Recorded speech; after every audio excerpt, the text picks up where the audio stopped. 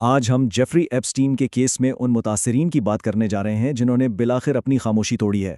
ان کی کہانیاں، جو کہ BBC نیوز نائٹ کی ایک خاص رپورٹ میں سامنے آئی ہیں، ہمیں ان کی ہمت اور ان کی آواز کی طاقت کا احساس دلاتی ہیں۔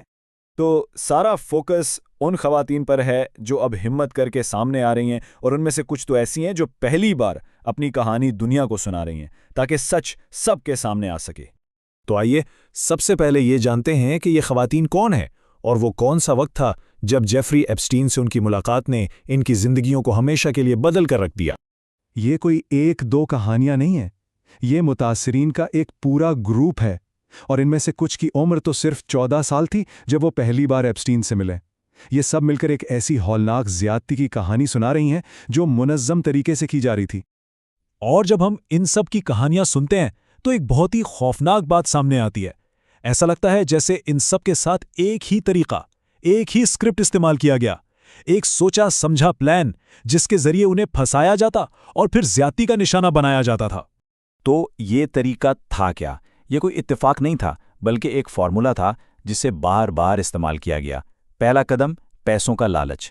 کسی دوست کے ذریعے یہ کہا جاتا کہ ایک امیر آدمی کو مساج کر کے آسانی سے پیسے کمائے جا سکتے ہیں۔ دوسرا قدم، ملاقات۔ شروع میں سب کچھ بالکل نارمل لگتا، اور پھر آتا تیسرا خوفناک موڑ۔ ایپسٹین اچانک اپنا رویہ بدلتا اور زیادتی شروع کر دیتا۔ اور چوتھا مرحلہ، متاثرہ لڑکی کا رد عمل، جو کہ شدید صدمے کی وجہ سے بالکل ساکت ہو جانا تھا۔ اور یہ جو ساکت ہو جانے والا رد عمل ہے نا، یہ بہت اہم ہے۔ یہ صرف ڈر نہیں تھا، بلکہ یہ اس کی پوری نفسیاتی چال کا ایک حصہ تھا جو متاثرہ لڑکی کو اس لمحے میں بالکل بے بس کر دیتا تھا۔ ایسا لگتا جیسے جسم اور دماغ دونوں نے کام کرنا چھوڑ دیا ہو۔ ایک بات تو صاف ہے، ایپسٹین یہ سب کچھ اکیلے نہیں کر رہا تھا۔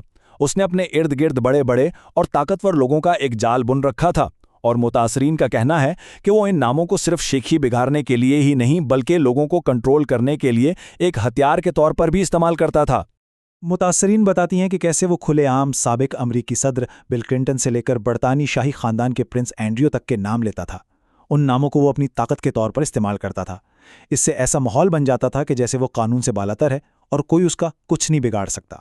یہاں پر ایک بہت بڑا اور پریشان کن سوال پیدا ہوتا ہے کہ اتنے سارے طاقتور لوگ ایپسٹین کے اتنے قریب تھے، تو کیا واقعی کسی نے کچھ نہیں دیکھا؟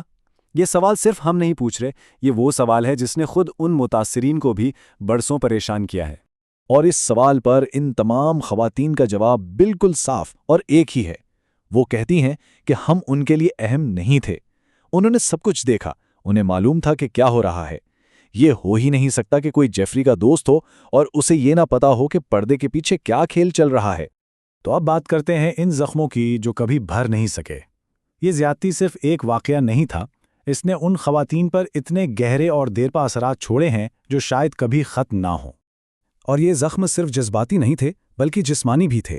مثال کے طور پر شانتے ڈیویز پہلی زیادتی کے بعد اتنی شدید بیمار ہوئیں کہ انہیں ہفتوں اسپتال میں رہنا پڑا اور وہ مرتے مرتے بچیں۔ یہ دکھاتا ہے کہ جسم کس طرح اتنے شدید صدمے پر رد عمل ظاہر کرتا ہے۔ اس انٹرویو کے دوران ایک بہت ہی جذباتی لمحہ وہ تھا جب ان خواتین سے کہا گیا کہ وہ اس وقت کی اپنی تصویریں شیئر کریں، یعنی اس زیادتی سے پہلے کی یا اس کے دوران کی۔ یہ دیکھنا تھا کہ اس سب سے پہلے وہ کیسی تھیں۔ لیزا فلپس اپنی ایک تصویر دیکھ کر کہتی ہیں، دیکھو میں کتنی خوش ہوں۔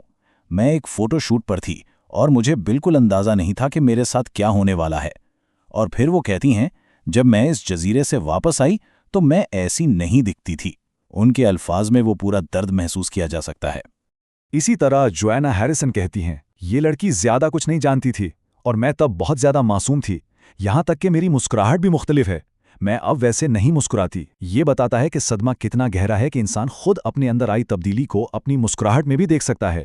تو سوال یہ ہے کہ اتنے سالوں بعد اب یہ سب کیوں بول رہی ہیں؟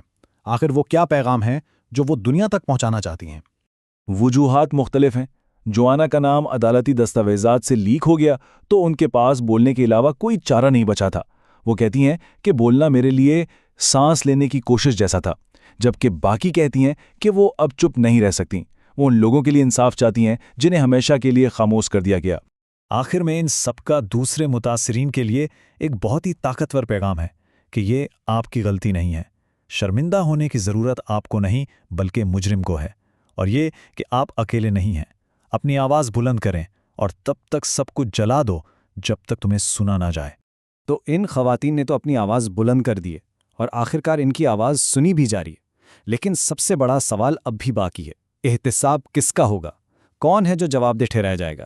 کیونکہ انصاف صرف اپنی کہانی سنانے سے نہیں ملتا، اصل انصاف تب ہوگا جب اس پورے نیٹ ورک کو بے نقاب کیا جائے گا جس نے یہ سب ممکن بنایا۔